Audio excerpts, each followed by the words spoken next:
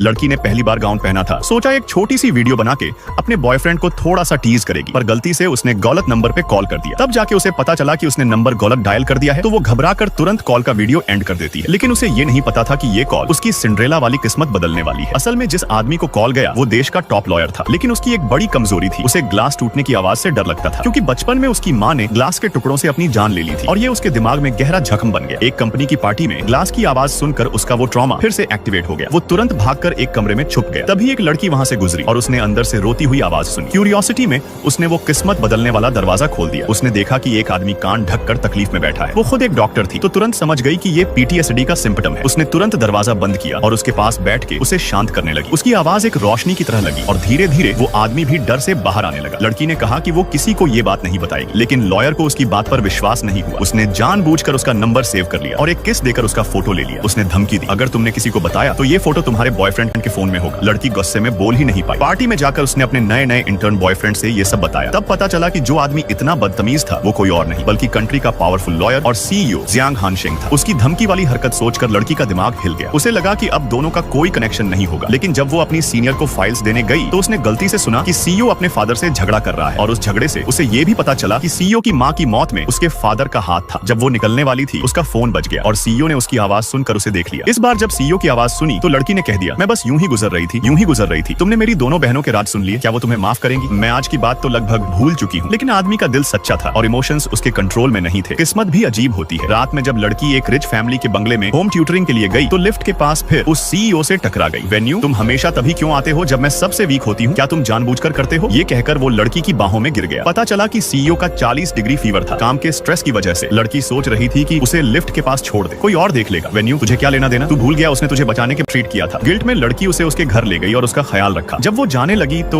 CEO की बात ने उसे 20 साल पुरानी यादों में ले गया, जब उसकी माँ उसे छोड़ गई थी। उसने भी उसी तरह उसकी माँ से रोकर कहा था, प्लीज मत जाओ। इस बार उसने सीईओ का हाथ पकड़कर प्रॉमिस किया कि वो नहीं जाएगी। लेकिन जब सीईओ का बुखार उतरा, उसका पहला सवाल था, किसने तुम्हें भेजा है? तुम यहाँ से क्या चाहती हो? जियांग हानशेंग, प्लीज समझो, मैंने तुम्हारी मदद की है। लेकिन सीईओ समझा कि लड़की कुछ और ही सोच के आई है। गुस्से में लड़की ने उसे थप्पड़ मार दिया और कह दिया, जियांग लॉयर, तुम्हें कभी किसी ने सच्चे दिल से प्यार ही नहीं दिया होगा। मुझे तुमसे सच में दुख हो रहा है। असल में सीईओ के एक्सट्रीम रिएक्शन का रीजन था बचपन में माँ का डोमेस्टिक वायलेंस फेस करना। उसकी माँ हमेशा कहती थी, किसी पे भरोसा मत करो, दुनिया में प्यार सिर्फ दिखावा है। जब माँ ने सुसाइड की तो ये बात उसके दिमाग में बस गई। फिर एक और ट्विस्ट आया। एक दिन लड़की अपनी बेस्ट फ्रेंड के लिए डिजाइनर गाउन ट्राई करने गई। उसकी खूबसूरती देखकर बेस्ट फ्रेंड ने कहा, अपने बॉयफ्रेंड को वीडियो कॉल करो, उस आउटफिट में तुम उसे पागल कर दोगी। लड़की ने हिम्मत करके बॉयफ्रेंड का नंबर डायल किया और पूरी बॉडी टर्न करके उसे आउटफिट दिखाया। लेकिन फिर पता चला नंबर फिर से गलत डायल हो गया।